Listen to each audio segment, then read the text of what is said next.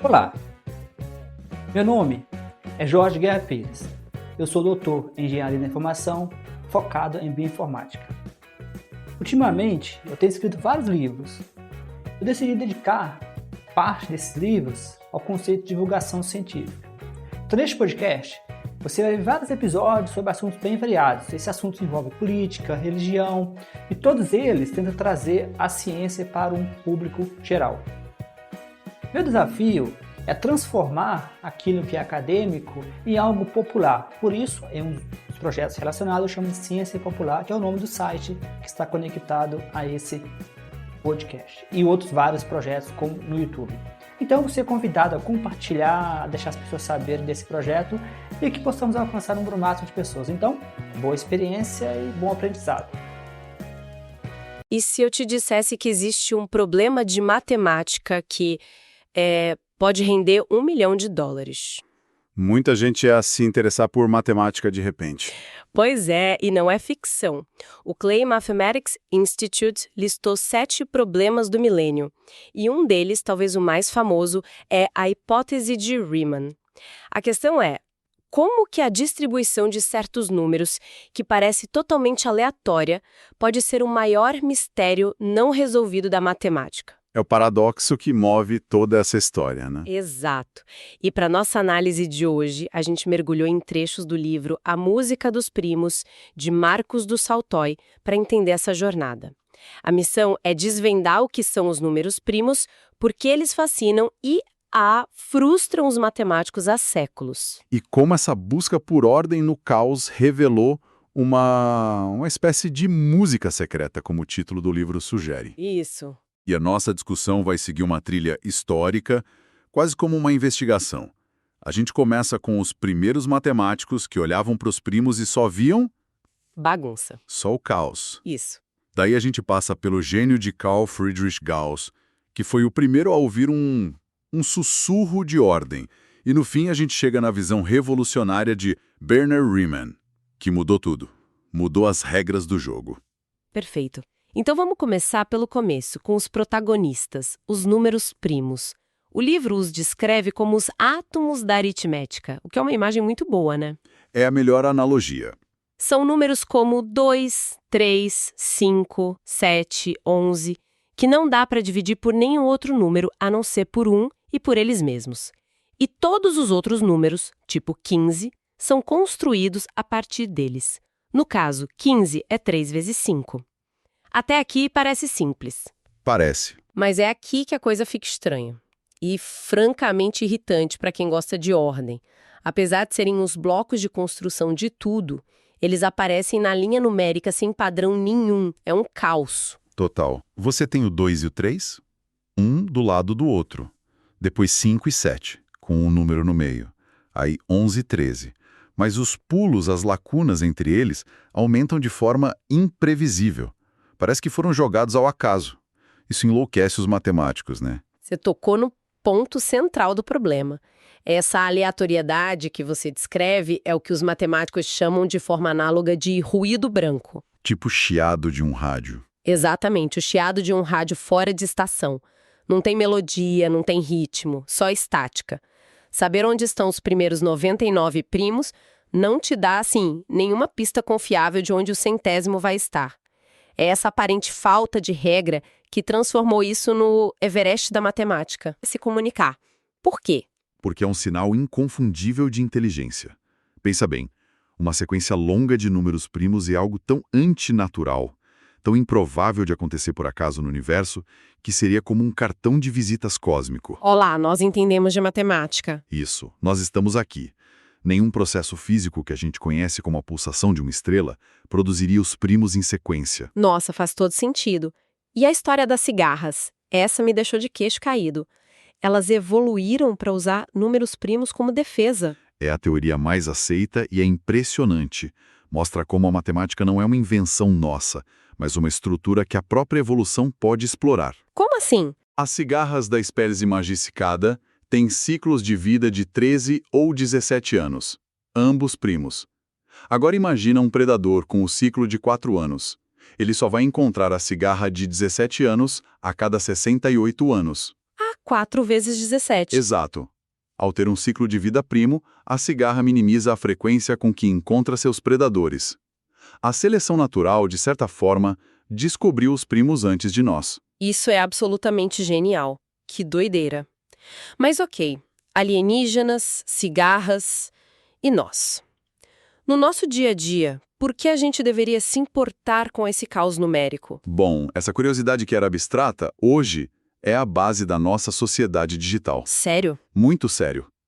Toda vez que alguém passa um cartão de crédito online, manda uma mensagem segura, está usando o poder dos primos.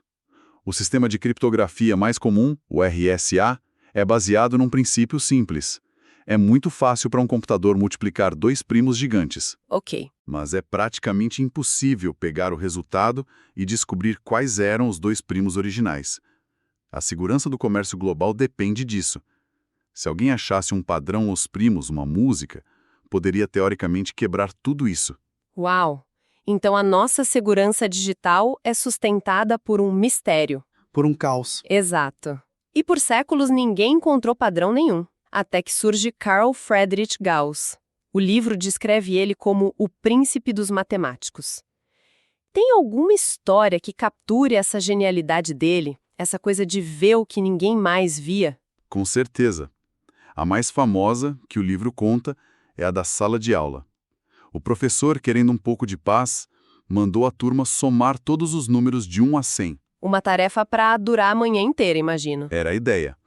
Mas o jovem Gauss, com menos de 10 anos, entregou a resposta em minutos. E como ele fez isso? Enquanto todo mundo estava lá, 1 mais 2, 3. 3 mais 3, 6. Exato. Ele não seguiu o caminho óbvio. Ele percebeu que, se somasse o primeiro número com o último, 1 mais 100 dava 101. Ah, Se somasse o segundo com o penúltimo, 2 mais 99, também dava 101. E assim por diante. Ele teria 50 pares de números que somavam 101. Então era só fazer 50 vezes 101, 5.050. genial. O que isso mostra é a mentalidade dele de procurar uma estrutura oculta. E foi exatamente essa mentalidade que ele aplicou aos primos. Então, ele não tentou adivinhar qual seria o próximo primo. A abordagem dele foi outra. Aí está a genialidade. A mudança de perspectiva. Em vez de perguntar qual é o próximo primo, que era a pergunta de todo mundo, ele fez uma pergunta estatística. Quantos primos existem em média até um número N? Ele trocou a busca por uma certeza individual pela busca de um padrão coletivo. E como um adolescente em 1792 fez isso sem um supercomputador?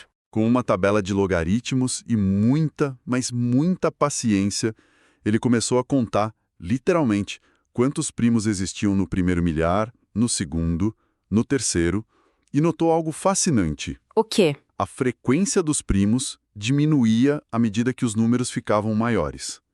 E essa diminuição não era aleatória. Ela seguia uma curva muito específica, a curva da função logarítmica. Foi a primeira vez que alguém viu um sinal de ordem, uma melodia por trás de todo aquele ruído. Então ele encontrou a fórmula dos primos. Não uma fórmula exata, mas uma lei estatística muito poderosa. A descoberta dele, que hoje é o Teorema dos Números Primos, diz que a probabilidade de um número n qualquer ser primo é de mais ou menos 1 dividido pelo logaritmo de n. Certo. O livro usa uma analogia ótima. Perto do número 100, a chance de um número ser primo é tipo 1 em 4. Perto de 1000, cai para 1 em 6. Perto de 1 milhão, é 1 em 15. A floresta de números vai ficando mais rara, mas de um jeito previsível. O livro também fala da escadaria dos primos. Acho essa imagem muito útil. É perfeita. Imagina um gráfico onde você sobe um degrau cada vez que encontra um primo.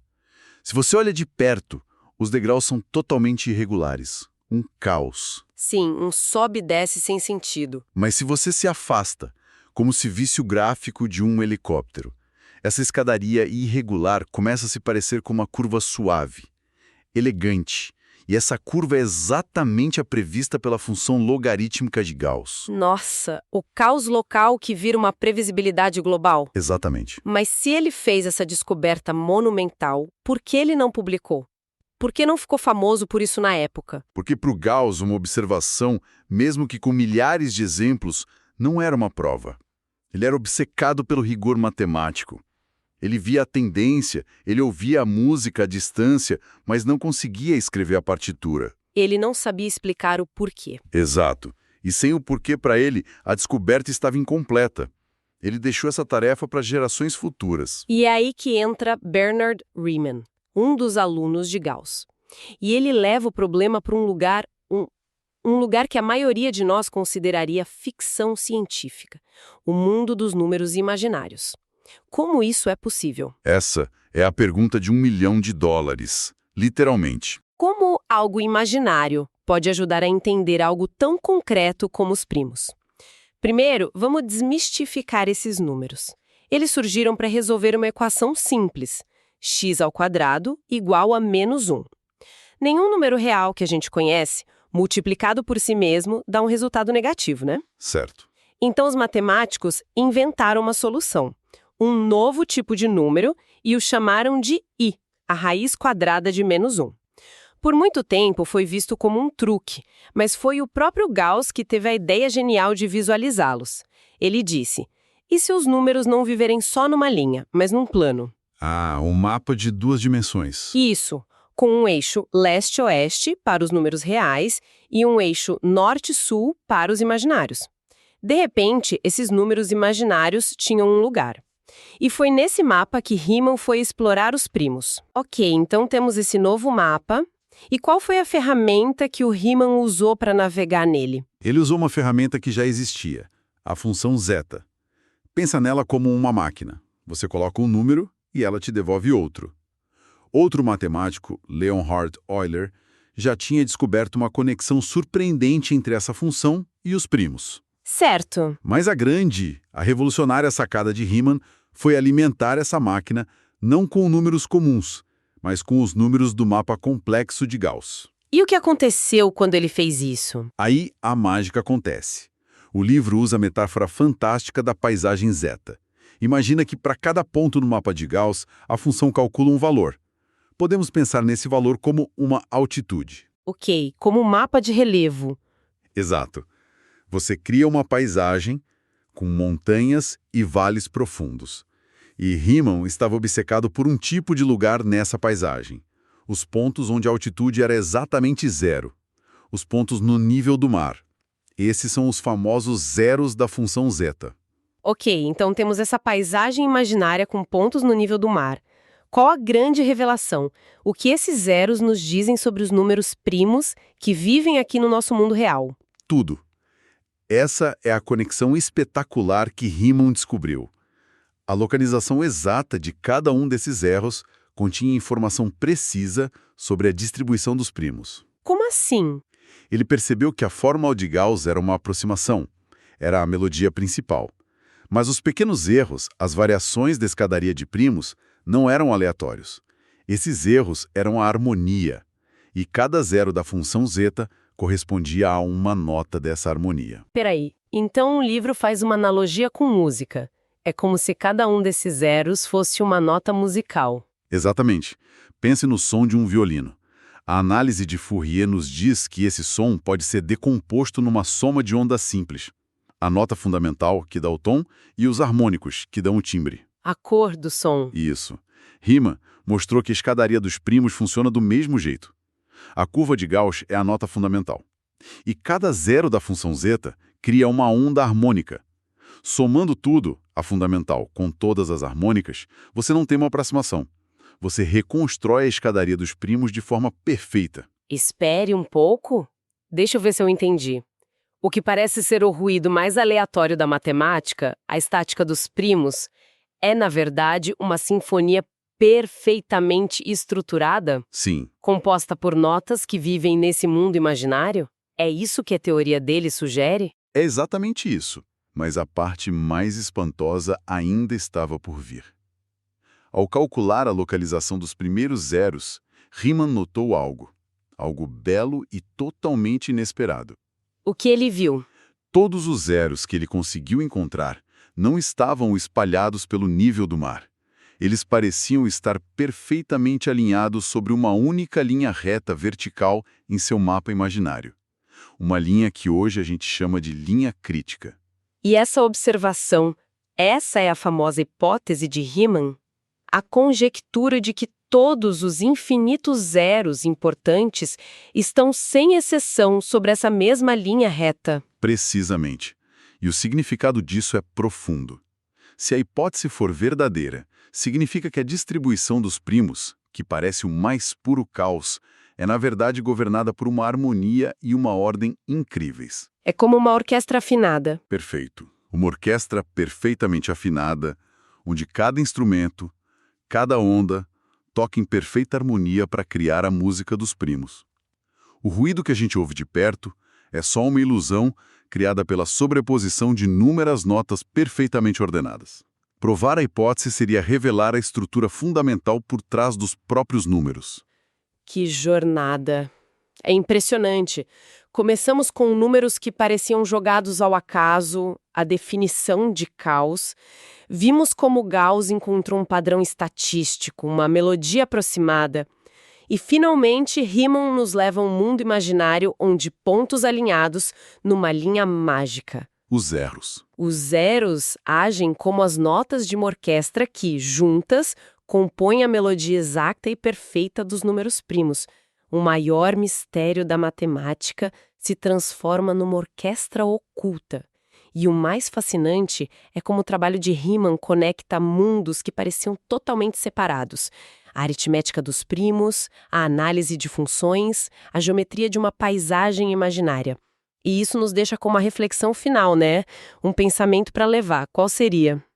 Se os números primos, os blocos mais básicos e aparentemente aleatórios da nossa matemática, são na verdade governados por uma harmonia tão complexa e oculta, que outras verdades sobre o nosso universo, que nos parecem caóticas, podem ser só a superfície de uma realidade muito mais profunda, estruturada e, quem sabe, musical. Você acabou de assistir mais um episódio do meu podcast Ciência para Não Cientista. Você pode entrar em contato comigo no e-mail jorgeguerrapires@yahoo.com.br, no e-mail jorgeguerrapires@yahoo.com.br.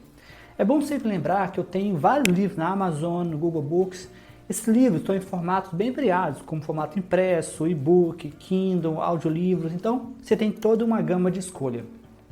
Existe sempre a opção de fazer uma doação, oferecer um suporte para que eu possa manter o podcast em versão premium e possa manter os episódios por um período maior do que 3 meses, ou até mesmo deixar vários episódios maior do que 2 horas por mês, que é o meu limite. Então, eu te convido a fazer doações para o e-mail, o mesmo e-mail que eu falei anteriormente, que é jorgeguerrapires@yahoo.com.br, jorgeguerrapires@yahoo.com.br. Então, muito obrigado e continue no podcast para ver os próximos episódios e não deixe de compartilhar com seus amigos, com pessoas que possam se interessar. Um grande abraço, até mais, Jorge.